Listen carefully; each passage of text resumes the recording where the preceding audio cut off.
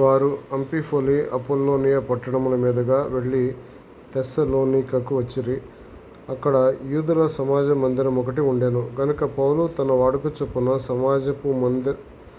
సమాజపు వారి యొద్దకు వెళ్ళి, క్రీస్తు శ్రమపడి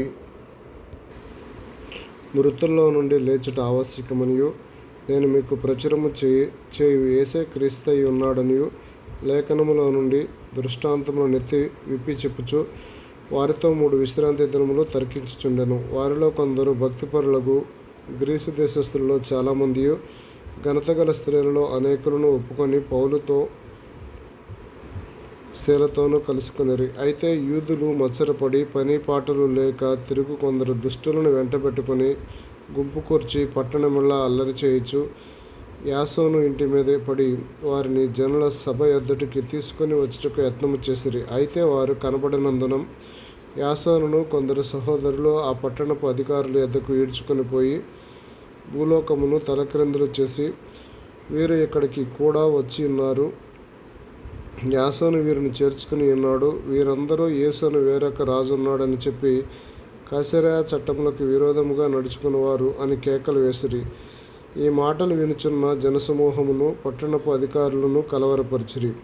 వారు యాసోను వద్దకు మిగిలిన వారి యొద్దను జామీను తీసుకుని వారిని విడుదల చేసిరి. వెంటనే సహోదరులు రాత్రివేళ పౌలును శీలను అవరేయకు పంపించిరి. వారు వచ్చి యూదుల సమాజ మందిరములో ప్రవేశించి, వీరు తెస్సలోనికలో ఉన్న వారి కంటే గనులై ఉండిరి గనుక ఆసక్తితో వాక్యమును అంగీకరించి పౌలును శీలను చెప్పిన సంగతులు అలాగున్నవో లేవో అని ప్రతిదినము లేఖనములు పరిశోధించుచూ వచ్చిరి. అందుచేత వారిలో అనేకులను ఘనత గల గ్రీసు దేశస్థులైన స్త్రీలలో పురుషులలోనూ చాలామంది విశ్వసించిరి. అయితే బెరయలో కూడా పౌలు దేవుని వాక్యము ప్రచురించుచున్నాడని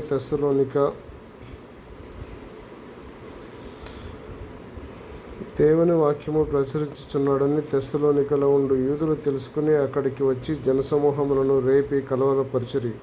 వెంటనే సహోదరులు పౌలును సముద్రం వరకు వెళ్ళమని పంపిరి. అయితే శీలయు తిమోతియు అక్కడనే నిలిచిపోయిరి.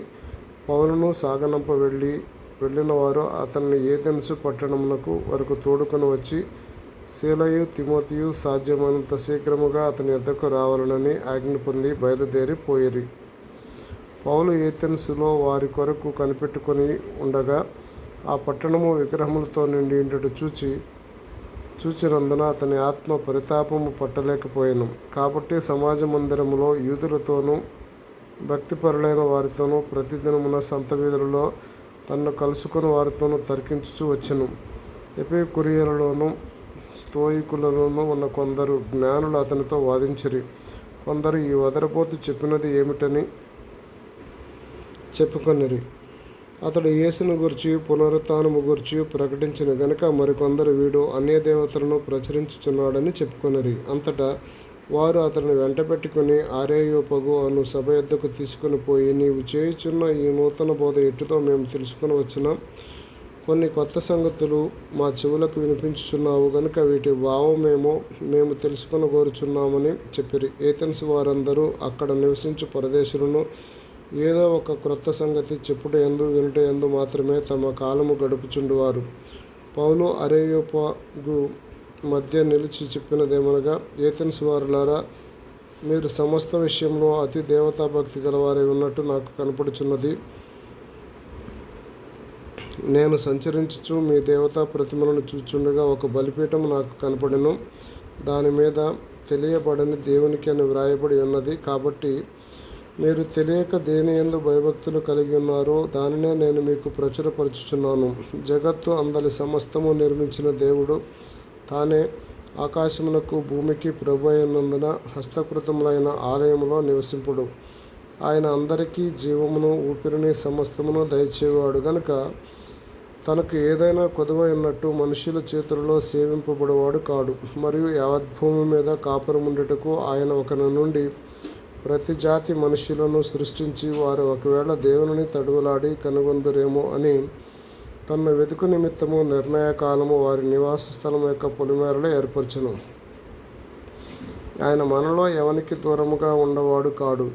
మనం ఆయన యందు బ్రతుకుచున్నాము, చలించుచున్నాము, ఉనికి కలిగి ఉన్నాము. అటువలనే మనం ఆయన సంతానమని మీ కవీశ్వరులలో కొందరు చెప్పుచున్నారు. కాబట్టి మనము దేవుని సంతానమై ఉండి మనుషుల చమత్కార కల్పన వలన మలచబడిన బంగారమునైనను వెండినైనను రాతినైనను దేవత్వము పోలి ఉన్నదని తలంపకూడదు. ఆ అజ్ఞాన కాలములను దేవుడు చూచి చూడనట్టుగా ఉండెను. ఇప్పుడైతే అంతటను అందరూ మారు మనసు పొందవలనని మనుషులకు ఆజ్ఞాపించుచున్నాడు. ఎందుకనగా తాను నియమించిన మనుష్యుల చేత నీతి అనుసరించి భూలోకమునకు తీర్పు తీర్చబోయేడి ఒక దినము నిర్ణయించి ఉన్నాడు.